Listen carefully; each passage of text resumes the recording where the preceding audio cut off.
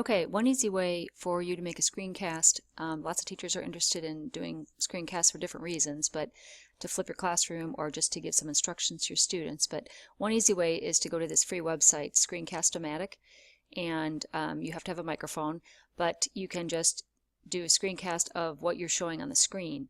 So for instance, you're just going to click the start recording button, it counts down 3, 2, 1, you start talking, and it shows what's on your screen inside this box.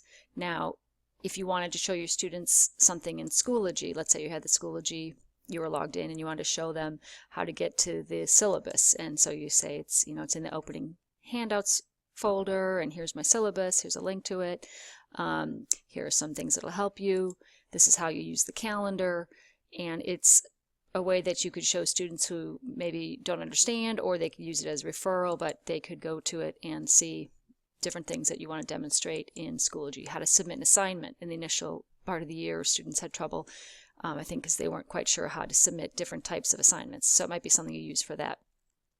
You also might want to use it just to show students how to go through some content from your lesson.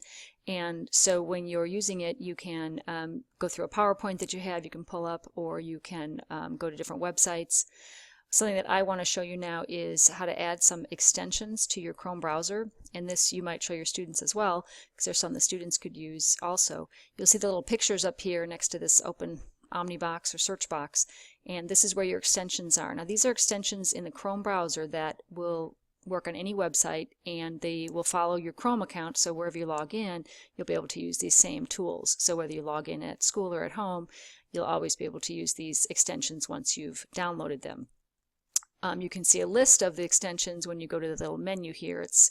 Let me move this over a little bit. It's the 3 lines. That's the menu for your Chrome browser, and you can go to more tools and extensions, and you can see what these are things that I've already tried out. If it's grayed out, it's because I tried it and I didn't really like it, and if I want to get rid of it, I can just click on the trash can and get rid of it. But I'm going to talk about a couple of these that I've used. So you can enable them if you don't want to use them anymore, but you're not sure that you want to get rid of it. You can just uncheck it there. But these are ones then that are attached to my Chrome account. So one extension I want to show you, something that I think is very helpful, is here in the right hand corner. It's the GL shortener, and what it does is whatever website you're on, it makes up, it uses randomizing letters and numbers, and it makes up a short URL. So if you want to share the URL to that website, you can shorten it and use that. And where do you get these extensions? You go to the Chrome store, the Chrome Web Store. You can just type in Chrome Web Store and get there. And you can search for different extensions. You can also search for different apps. So extensions are what I've been talking about up here, things that you can use in your browser whenever you're logged in, things that you like using. So another one that I like is called Clean Print.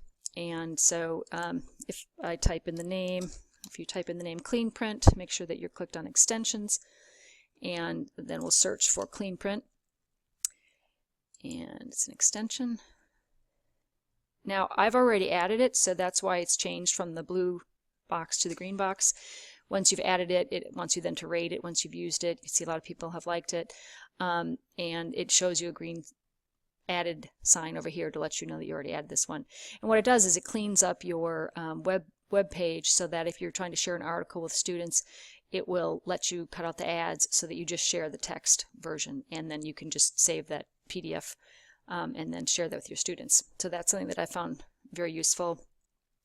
And another extension up here that is Google Drive. You can just, whatever you're on, if you want to save it to Google Drive, you just click that and it goes into Drive. This is Screencastify. This is another screen recording option that you can have. You just click on it and basically click Start Recording to go. What I like about Screencastomatic is that I have the cursor has a yellow circle around it, so it's a little bit easier to see where you're navigating to. Now, another one that might be useful for teachers with smaller students, younger students, is this extension called Turn Off the Lights.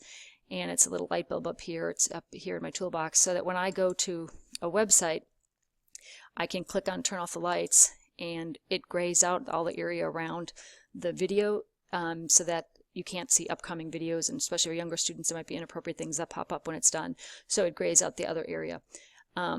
This is TED Ed, just in case you're not aware of TED Ed. There are all sorts of videos where you can use these with your students.